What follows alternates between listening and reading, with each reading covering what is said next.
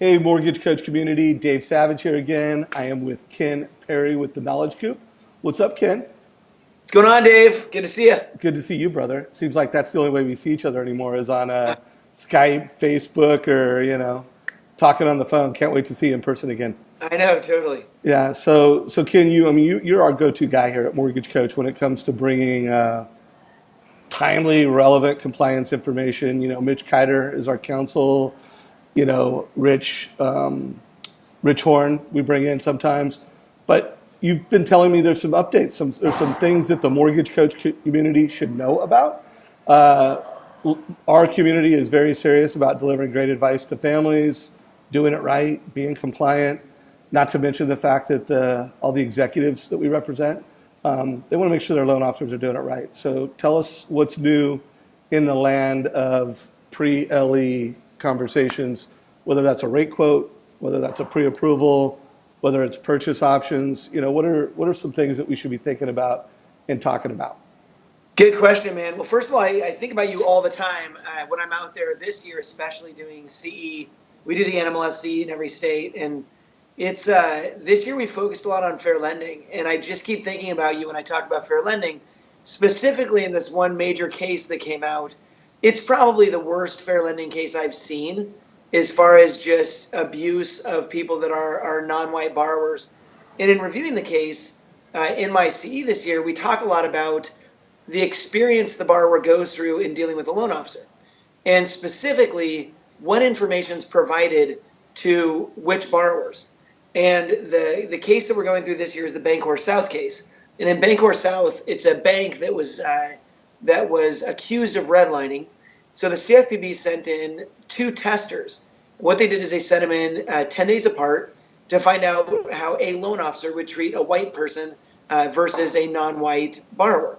And so these testers are employees of the CFPB. It was the first big testing case the CFPB released. And the fascinating thing is the information they brought out isn't just about people being priced differently, which always comes up, people being treated unfairly in underwriting. It's not all about that. This case deals with the actual conversations that are had between a loan officer and a borrower. And what makes me think of you every time I present this is they found and actually wrote into their enforcement order that the white borrower was given closing cost information and worksheets up front, and the white borrower was receiving those. The African American borrower was not being offered that worksheet. And so the implication is that the loan officer chose who actually deserves one or who gets one. Maybe even if you read this case, that they didn't feel like they would understand one. It's about the most racist case I've seen. But either way, they didn't provide the same content and the same information to every borrower. Specifically in that case, they accused them of doing that because they were not white. So it makes me think about, you guys provide such an amazing service, right? You're giving a loan officer the ability to show a borrower everything about their loan to make a wise decision and give them all the numbers, give them comparisons and all that. But my question to anybody using Mortgage Coach is, are you giving everybody that chance, or are you selecting and going, oh, this person will understand it and this person doesn't? Because I think when you look at a lot of these fair lending cases, it's not that somebody's racist. It's not that they even mean to discriminate. It's that they just choose who gets access to information and they choose wrong. The right choice is everybody. And so no matter what you're using for a pre-LE conversation, hopefully everybody's using something, although I don't see it very often. They're not using Mortgage Coach. I don't see them using anything that's successful for them. So no matter what you're giving out before the LE, you're giving it to everybody. The conversation that you're having with everybody. If you refer somebody to a realtor, you're referring everybody to a realtor. I mean, there was something so bad in this case where a loan officer would not offer up a real estate agent's name to an African-American borrower, but they would to a white borrower. They gave them 3 agents.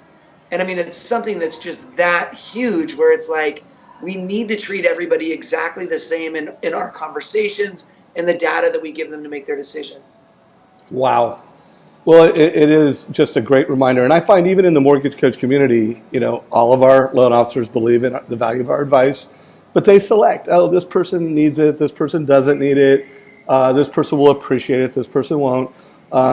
But one consistency that I find when I interview the most successful loan officers, and not just in mortgage coach land, they all have great communication skills, they all have processes, and they all deliver it consistently. And so I would just tell every loan officer listening to this, no matter what your production level is, if you are consistent and you deliver your best advice to everyone, you win financially, you're doing the right thing, and from what Ken is saying, you're more compliant. And by the way, that's not the first time we've heard that, Ken. When I've interviewed Mitch Kiter, Richard Horn, just about every counsel I've ever interviewed has said that, yeah, that's right. This makes tons of sense. It's just great to have a new case. So Ken, thank you very much for coming in the Mortgage Coach community. If anybody wants to connect with you outside of this, what's the best way to get a hold of you, and what's the best way for our community to connect with your community? Check out knowledgecoop.com. You can actually sign up. We do a Wednesday video every Wednesday. We release a video on random either compliance things. Sometimes it's business development, but mainly hang out in the compliance realm. And so get our Wednesday update video, comment there as well. We're Knowledge Cooper on Instagram, Knowledge Coop on Facebook. Love it. So if you like this video, like it. You're watching this in YouTube, click the like button. Share this with every loan officer that you like. If you're a manager, share this with your team. For all the mortgage coach managers, whether you're a branch manager, you're a regional, you're head of production, every executive team that invests in mortgage coach, they want their loan officers to use it.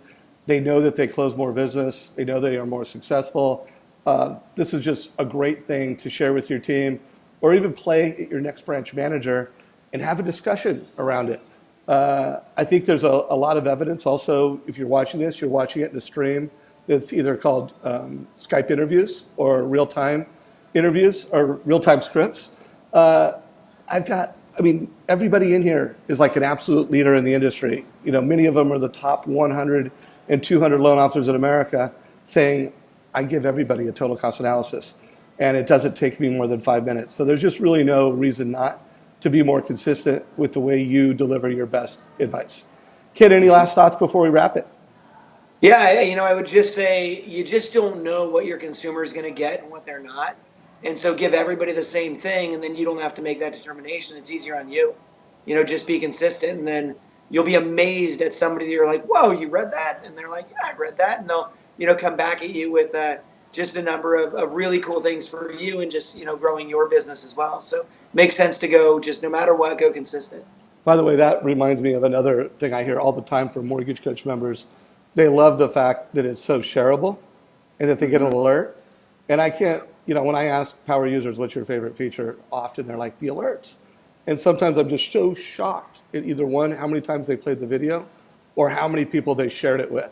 So folks, that's just another reason to deliver a total cost analysis, because you never know who the real decision maker is.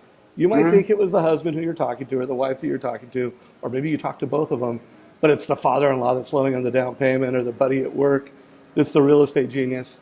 The other reason to give the total cost analysis, because it's shareable, and everybody gets your best foot forward. So, hey, thank you, Ken. Really appreciate you taking time to bring this to our community. Right on. Thanks, Dave. All right.